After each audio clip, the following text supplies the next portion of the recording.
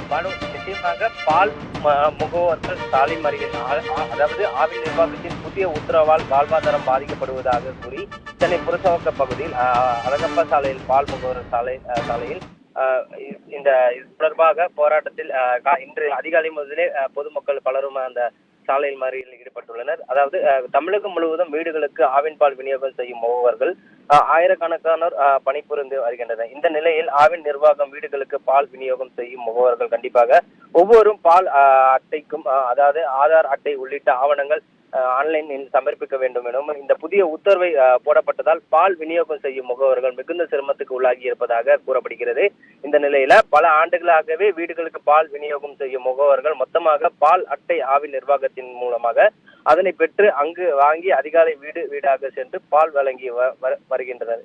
குறிப்பாக இந்த புதிய உத்தரவால் ஆவின் நிர்வாகம் மொத்தமாகவே ஆவின் பால் அட்டை வழங்க மறுப்பதால் தங்களது வாழ்வாதாரம் பாதிக்கப்படுவதாகவும் பல்வேறு இடங்களில் இது போன்று முதியவர்கள் மாற்றுத்திறனாளிகள் என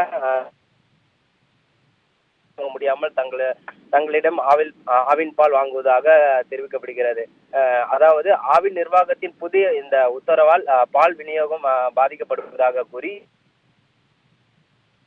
வீடாக சென்று பால் விநியோகம் செய்யும் முகவர்கள் சாலை மறியல் போராட்டத்தில் ஈடுபட்டிருக்கின்றனர். இதனால் போக்குவரத்து பாதிக்கப்பட்டு லாரியில் உள்ள ஆவின் பாலை இறக்க முடியாமல் தவித்து வருகின்றனர். இந்த போராட்டத்தினானது ஆவின் பால் வாங்க வரும் பொதுமக்கள் பாதிக்கப்பட்டுள்ளனர்.